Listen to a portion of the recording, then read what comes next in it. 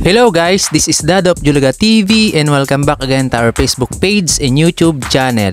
Hello guys, for today's video ay panoorin natin yung iba't ibang aking ginupitan. Ang nauna nga pala ay si Iman at yung kapatid niya. At eto naman guys, ayan, ang ginupit natin dito ay mulet. Taper fade naman itong kaibigan natin na to. Kita nyo naman guys, napaka-pogi na mga ginugupitan natin ngayon. Then eto, mid fade din naman.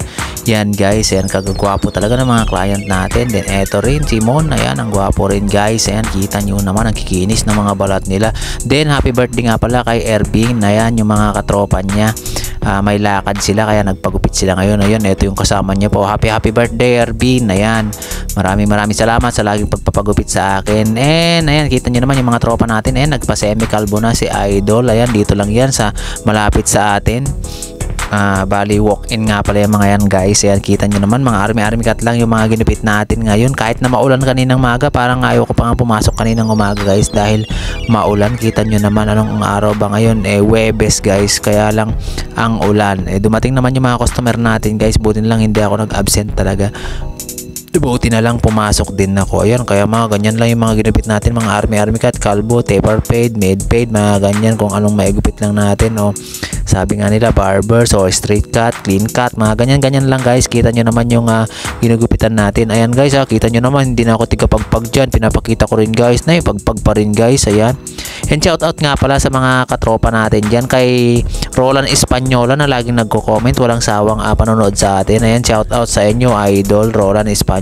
And eto guys, ayan, kita nyo naman yung mga ginugupitan natin, mga trim lang din yan, yung mga napag-abutan natin kaninang umuulan. Eto naman daw ang haba na ito guys, kanina yung buhok niya abot hanggang lampas leg niya, ginanyan lang natin. Ano bang tawag dyan guys? Sabi niya two black daw, kaya tinublock ko na. Yan, eto rin, etong anak ni Kuyang lagi nagpapagupit yan sa akin. Tuloy lang tayo guys. Ayan, kita nyo man yung mga ginugupit natin. Kung mapanood nyo lang guys yung mga before and after sana nila, kaso mauubusan kasi tayo ng gig ng natin, cellphone natin, kaya hindi natin pinapanood. Ang kahaba ng mga buhok ng iba dyan guys na na ginugupitan ko. Ayan, eto, papanoorin nyo daw mamaya yung gupit natin. Kita nyo naman, ayan, mga kabataan yung kadamihan natin ginugupitan ngayong araw nito, kasi nga sa Lunes pasukan na naman nila. Ayun, talagang binabantayan pa siya ng kanyang daddy. Ayun, ayun Idol. Ayan, kita nyo naman guys. Ayan, mga ganyan lang, trim lang yung mga ginugupit natin. Medyo binibilisan ko na nga pala dyan yung paggugupit ko dyan. Then eto lang din, undercut lang daw sabi ni Idol, kaya sa taas niya wala nang bawas. Eto rin guys, ayan, barbers lang sabi ni Kuyang, sa taas wala nang bawas. And napaka-generous din ng mga customer natin. Then etong gwapo ni Tutoy, kita nyo naman, ayan, mga ganyan lang yung gupit natin, low fade lang guys. Ayan, kita nyo, tuloy lang tayo, mga ganyan lang yung mga gupit natin.